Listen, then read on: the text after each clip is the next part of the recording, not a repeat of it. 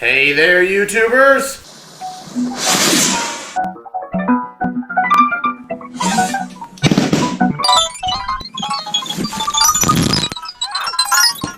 Hi there, Dr. Sheep here. Welcome back to another astronomy video.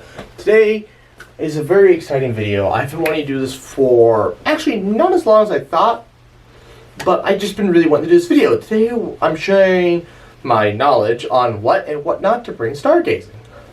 The end of this video will be just sharing my personal kit and that I use every time I go out. We will be following a graph I made myself that's got comfort on the y-axis and complexity on the x-axis. Fitting, right? Complex, x, comfy ends with a y. Anyways, so I did this to kind of demonstrate where a kit can probably fall. So like kits can get really complex, but they're foregoing comfort for like just pure like, I want to gather data about this and that. I want to do this and that. I want to have every situation covered. However, you might not be having as much fun because you're not comfortable. You're not enjoying it. You're busy worrying about the gear and less about the stars. And the same can be true for comfort. It can get so comfortable that you're foregoing that you're out there looking at stars. And actually, it can get so comfortable it can become complex, which can't really be represented on here. But it is the thing that can happen. You could bring something like a heater or like a generator, and it gets really complex, and it's like, why are you even out there? It's just supposed to be you straight up into the heavens. But anyways, this will not be a guide on telescopes and binoculars. I will not be making recommendations about those. Those are more of an amateur astronomy area, and this is more of just enjoying the night sky, as I mentioned earlier. Now, binoculars are kind of in this gray area where you don't really use them for amateur astronomy. You use them more for this, and you can also use them for amateur astronomy. They're weird. I am going to tell you what I use and why I use it, and kind of what you should be looking for if you plan to use binoculars. But this is not a comprehensive guide. As I said, this is an opinion piece about stargazing, not the facts and the details about flashlights and batteries and any other gear you could possibly bring with you. I'll give you my opinion for once. The most basic way to go view the stars is just walk out into the wilderness with nothing on you, gear-wise. Don't do that naked. Bad idea.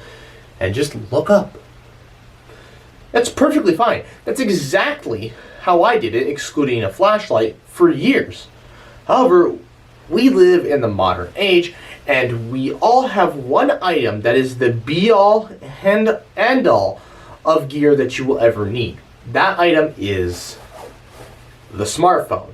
It's got a flashlight, it's got internet access, which contains all the star maps that you ever need or want.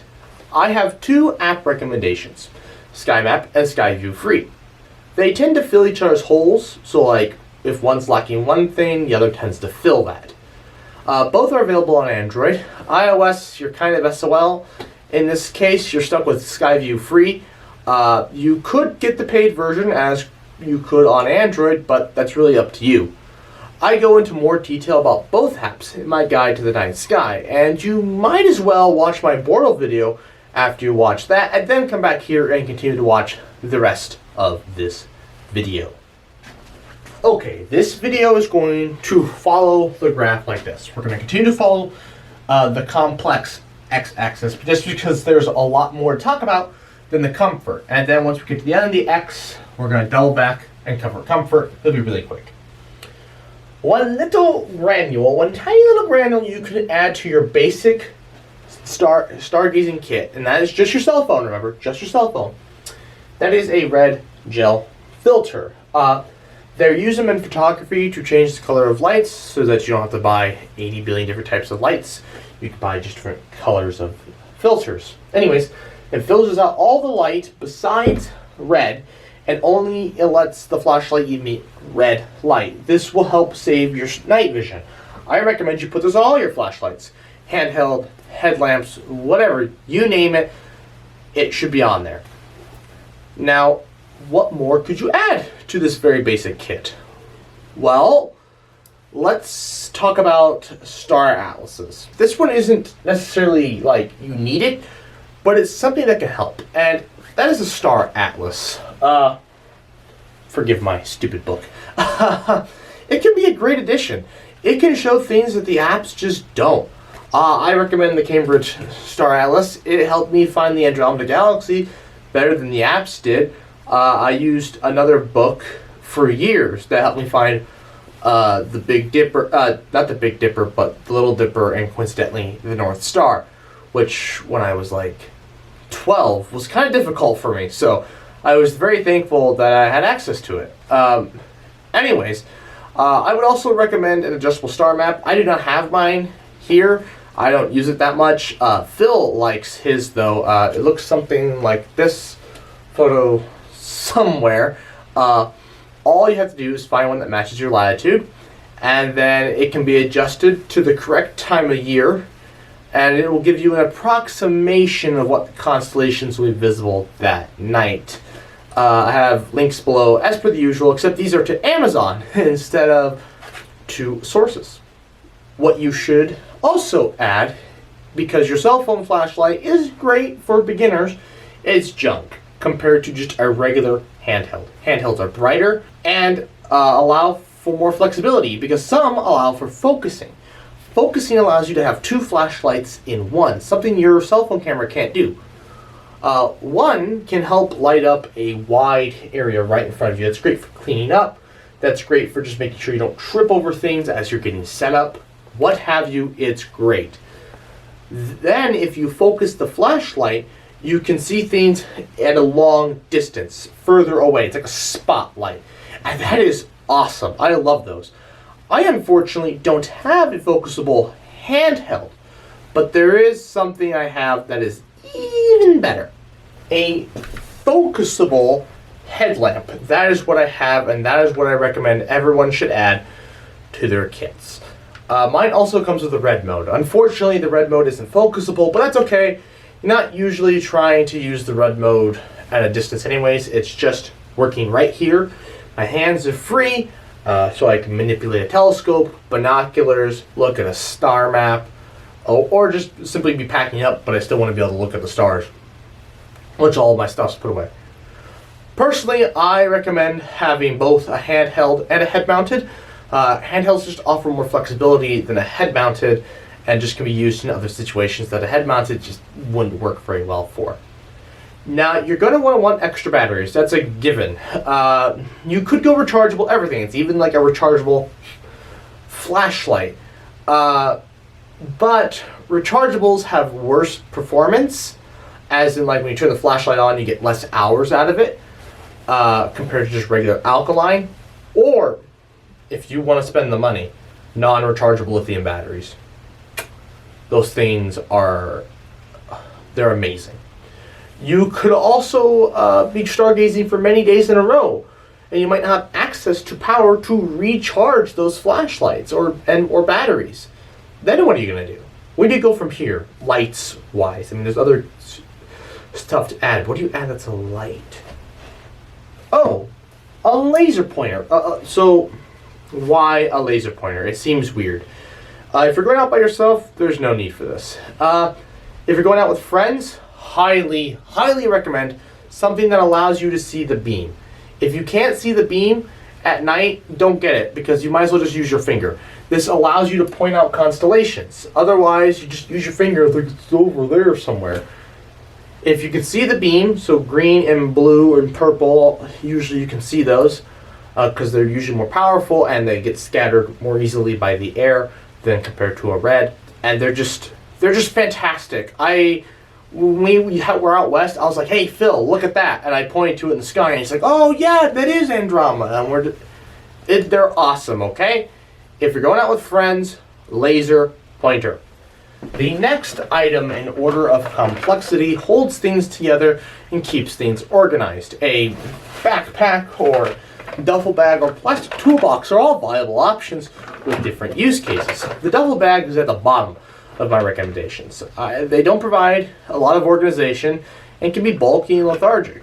they also provide no protection for the things inside. A plastic toolbox protects the items inside. It also provides organization. I use a plastic toolbox because it allows me to throw things in the back of my truck with no worries. However, they are heavy and hard to lug up a hill or mountain. The backpack doesn't provide protection like a toolbox, but most people try to pack it in ways that protect the items on the inside. The same could be said for a duffel bag, but I just don't really like duffel bags outside of holding clothes or Nerf guns. A backpack is really nice because it opens up my hands. I can now carry a load and still manipulate telescopes and other items. It can also protect me from falling. And now my whole body, or at least my back, is doing all the work.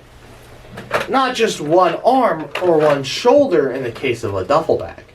Every item in this video after this point is no longer essential in my opinion. The Star Atlas was a bit of a stretch, but it's still a good low-tech option if your phone isn't working.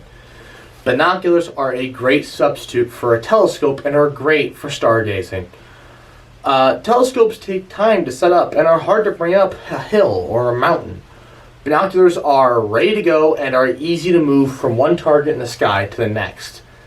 This is not a guide to binoculars, but keep in mind weight, size, and magnification. You don't need the highest magnification because to make an image as bright as something with less magnification requires a much bigger lens for light gathering. I would also recommend for larger binoculars, if you get them, a tripod and mount. This turns them into a less powerful telescope, but are still much easier to navigate the sky, because big ones can get kind of heavy. Just one little small guide is you will see, well, on your binoculars, it will have two numbers multiplied together. That is your magnification. The first number is just your magnification. The next number is the size of your front gathering diameter lens, the diameter of this lens. So the bigger the number of these two multiply together, the bigger the magnification. However, you want this front number to be really big, so that way you get as much light as possible, and try and keep this other number pretty low. I've heard 10 is a good recommendation, not 12. Anyways, what I use is not the best of the best. It's just what I found to work. Links in the description. The last complex things... Oh shoot, camera's there. The last complex things to add are tools. A knife, screwdrivers, Allen wrenches, and a multi-tool like a Leatherman, especially a Leatherman has pliers, are great things to bring. I recommend bringing these if you're bringing a telescope to let you work and do adjustments on the telescope. They also come in handy if you're camping while stargazing, or if you need to make any repairs to your car. Not that you're going to have to, but you never know. You can also bring a camera to photograph the things you're looking at while you're there. I don't recommend using your cell phone or a point and shoot. They just don't allow enough manual adjustments without like getting an app or something. I recommend something with removable lenses like a DSLR or mirrorless. Those are going to be your best friends. Also in the future, Dr. Sheep tools, they would look better than these, I hope. Oh, when the saints come marching in. Oh, when the saints come marching in. You've done it. You've gotten all the gear in the world. You're prepared for any situation. But in theory, you are uncomfortable. At least that's what my graph suggests. You're here, and you probably should be here. How can we get you to start to climb the axis of comfort? Climb, my bad. Well, the first thing I recommend is bug repellent, especially if it's summer. You get as much DEET in this thing as possible. I've also heard good things about thermocell bug repelling systems. From what I understand, they kind of spray the air around you. I don't know. I've seen a Canadian camper. He uses them quite frequently. He says they really get the job done. You also don't have to spray chemicals on your skin that way. So, link to what I'm talking about in the description. I shouldn't have to link bug spray. So, But if you don't want to get the thermal cell, get this.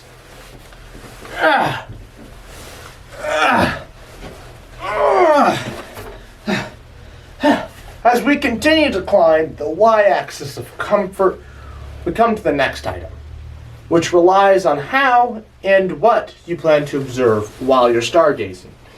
If you plan to just stare straight up in the sky, ow, my neck, here are some options so you don't have ow, my neck syndrome. We could just lay on the ground or lay on a blanket on the ground. You could bring a second blanket to help you keep warm. An air mattress will provide the most comfort, but in the summer it can be very warm. It just provides no airflow. In this case, I've been told to recommend a cot. A cot provides airflow. It's just not as comfortable as an air mattress. Now, what if you don't want to lay on the ground to view the stars? Then something like this camping chair it's very basic and it's very easy. However, I find these things very uncomfortable. But your mileage may vary. What happens if you can't decide between sitting and laying down? Then I have something that has the benefits of a cot and a camping chair. It won't be as warm and as comfy as an air mattress, but there's a ways around that warmth factor. However, instead of just talking about, let me show you what I use and why I think it's the best option.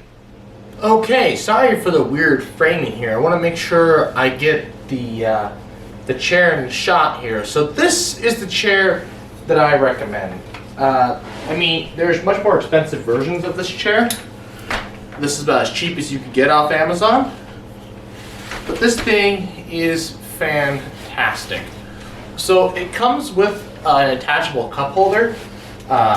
I have that down on my truck because I didn't think it was necessary to show it off in this demo.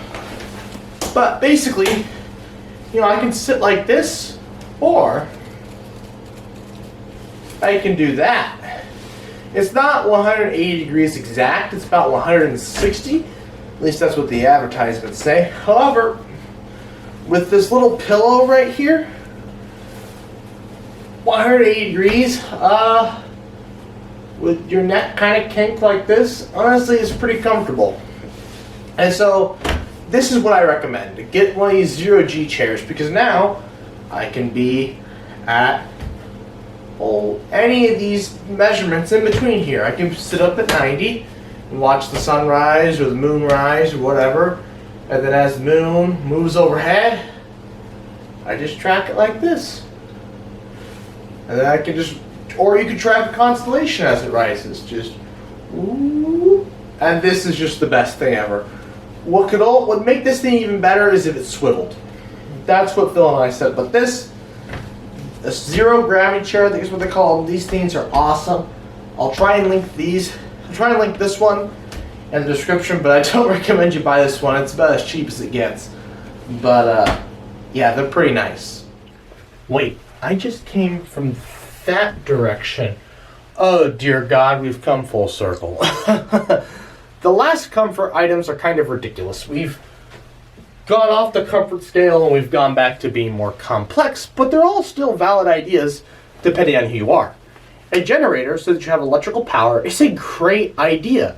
However, you could get a large battery bank if you don't like buying gasoline or diesel or propane or kerosene.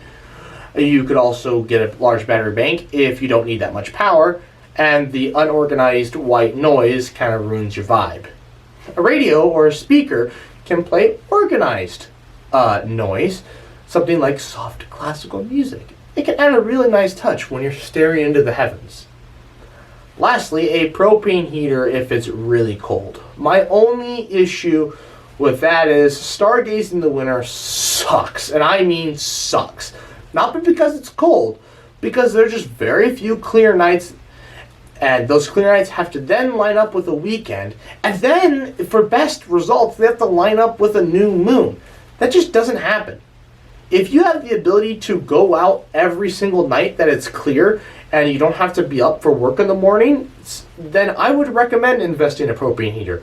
But for me right now, it's not worth it. Maybe if you guys subscribe and make me a successful YouTuber, I can invest in it and I can go stargazing whenever I want. provided I'm not making videos for you guys. Finally, that's all of the possible gear you could include. I can finally show you what I use. Sorry if this has gotten a little long-winded. I just want to help you guys. I want to make sure you guys make good choices when it comes to making your own kit. Okay, vlog time. What is in my actual stargazing kit? So this is pretty much it normally. I then also include my chair, and then I've got a tripod like this one for my for the binoculars, so they can mount somewhere. Anyways, let's go ahead and actually open this up to see what we've got inside. So yes, Cambridge Star Atlas. I used to keep it inside of here. I don't always have it with me, just if I'm looking for something really specific in the sky, I'll bring it with me. Otherwise, on top here we've got extra batteries, a variety of sizes. We got C's, AA's, AAA's, and then some really fine point screwdrivers. And if we open her up here, it's got these two nice latches. Got this at Menards, like 20 bucks if that. Open her up.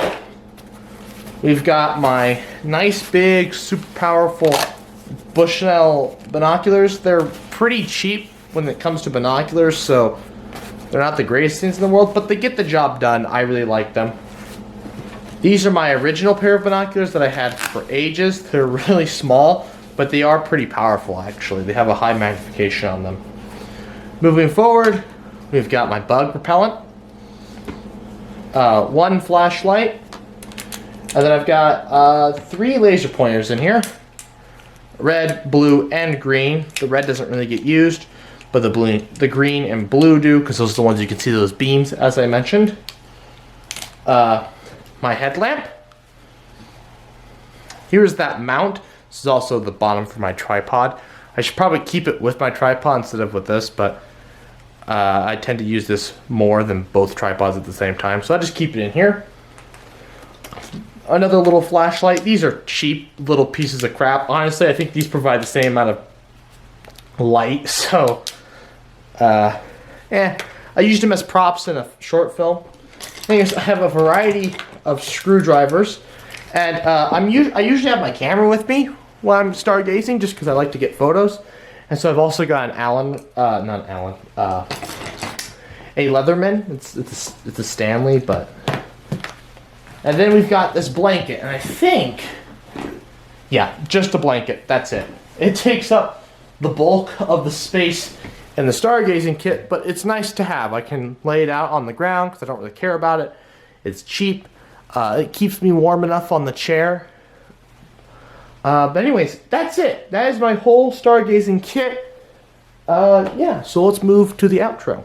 Well, that's all, folks. That's all for this video. Tweet at me. My Twitter is in the link in the description. Tweet at me with the hashtag stargazing to show me your own kit. Show me those photos and videos. I want to see them. I want to see what you guys use. But in the meantime, I would like to thank you all for watching. Please like, comment, share, and subscribe. New videos every other Friday, 11 a.m. Central Time, and good night. Subs for trees, subs for trees, subs for trees, subs for trees. Oh, you're still here? I thought I told you to go home. Oh, you want more? I'm flattered. Check out the playlist. If you want exclusive content, check out my Instagram, Dr_Sheep_YouTube. That's all lowercase. If you want to help the earth, subscribe. When I reach 100 subscribers, I'm going to plant 10 trees. If you feel that's too small, then check out my channel chart where I lay out even bigger goals. Finally, stick around for the next 20 seconds to give me that sweet watch time. Bye.